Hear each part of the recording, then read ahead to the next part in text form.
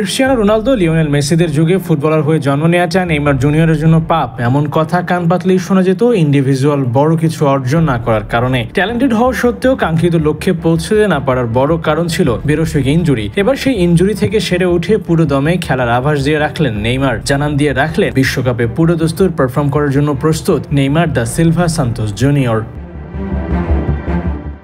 জাতীয় দলের ম্যাচ না থাকায় ক্লাবের খেলাই নেইমারের প্রস্তুতির একমাত্র পথ, আর সেখানেই এই তারকা সেরেছেন নিজেকে ঝালিয়ে নেওয়ার কাজ। সান্তোসের হয়ে টানা ম্যাচ খেলে যাচ্ছেন। সবশেষ 4 ম্যাচে পুরো 90 মিনিট সময় ধরেই মাঠে ছিলেন নেইমার। মিনিটের হিসেবে 360 মিনিট খেলেছেন নেইমি। গোল করেছেন একটি, স্কোরিংয়ে কিছুটা পিছিয়ে পড়েছেন সান্তোস তারকা, কিন্তু শেফে ফেরা ও টাইমিং বাড়ানোর দুটোতেই সফল হয়েছেন তিনি।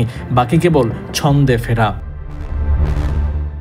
আত্মবিশ্বাস ফিরে পেতে গোল করার বিকল্প নেই। আসন্ন বিশ্বকাপে নিজের সেরা প্রস্তুতি নিয়েই যেতে চাইবেন ব্রাজিলিয়ান সুপারস্টার, যার জন্য সান্তোসের ম্যাচগুলোতে রেগুলার হওয়ার পাশাপাশি ব্রাজিলের ম্যাচেও মাঠের উপস্থিতি নিশ্চিত হওয়া চাই। চিলি ও বলিভিয়ার বিপক্ষে সেপ্টেম্বর মাসে 2 ম্যাচের একাদশে জায়গা নিশ্চিত করতে হবে যদি তিনি ক্লাব ও আন্তর্জাতিক 2 অঙ্গনেই সমান তালে এগিয়ে যেতে চান।